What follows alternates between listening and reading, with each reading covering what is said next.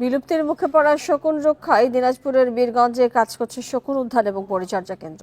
দেশের বিভিন্ন প্রান্তে উদ্ধার হওয়া শকুন এই কেন্দ্রে নিবিড় পরিচর্যা এবং চিকিৎসার মাধ্যমে সুস্থ করে প্রকৃতিতে অবমুক্ত করা হয়। বন বিভাগ এবং IUCN এর যৌথ উদ্যোগে স্থাপিত এই কেন্দ্রে পাখি দেখতে দূর দূরান্ত থেকে আসেন দর্শনার্থীরা। 4 মাস আগে উত্তরবঙ্গের বিভিন্ন জেলা থেকে কয়েকটি অসুস্থ শকুন নিয়ে আসা হয় সিংড়া জাতীয় উদ্যানে। দেশের একমাত্র শকুন উদ্ধার ও পরিচর্যা কেন্দ্রে চিকিৎসা শেষে 4 এপ্রিল এই পাখিদের অবমুক্ত করা হয়।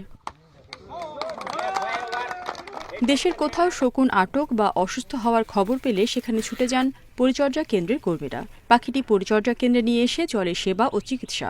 সাধারণত 4 থেকে 5 মাস কেন্দ্রে পরিচর্যার পর প্রকৃতিতে অবমুক্ত করা হয়। মোবাইলে যোগাযোগ হয়, তারপর আমরা গাড়ি টাড়ি নিয়ে আসি আর কি। আনার পর যেটা দুর্বল থাকে সেটা ডাক্তারখানায় নেওয়া হয় দিনাজপুরে, ট্রিটমেন্ট করার পরে আবার এখানে সুস্থ করার পরে এখানে ছাড়া হয়। মহাবিপন্ন প্রাণী শকুন রক্ষায় 2014 সালে বন বিভাগ ও international union for conservation of nature IUCN এর উদ্যোগে দিনাজপুরের বীরগঞ্জে সিংড়া জাতীয় উদ্যানে স্থাপিত হয় শকুন উদ্ধার ও পরিচর্যা কেন্দ্র। এ পর্যন্ত 1.5 শতাধিক শকুন উদ্ধার ও পরিচর্যার পর প্রকৃতিতে অবমুক্ত করেছে এই কেন্দ্র। দীর্ঘ পথ পরিচালন করে যখন আমাদের এই দেশে আসে তখন খাবার না পেয়ে দুর্বল হয়ে তারা বিভিন্ন জায়গায় মাটিতে বসে, তখন লোকাল লোকজন মানুষজন এদেরকে ধরে ফেলে।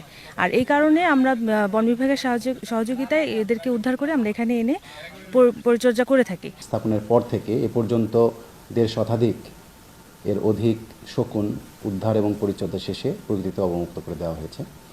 এটি বাংলাদেশে শকুন সংরক্ষণের ক্ষেত্রে একটি যুগান্তকারী এবং যুগোপযোগী পদক্ষেপ বলে আমরা মনে করি। কেন্দ্রের পরিসর আরও বাড়ানো হলে বিলুপ্তপ্রায় বন্যপ্রাণী রক্ষায় এটি গুরুত্বপূর্ণ ভূমিকা রাখবে বলছেন সংশ্লিষ্টরা। Independent news.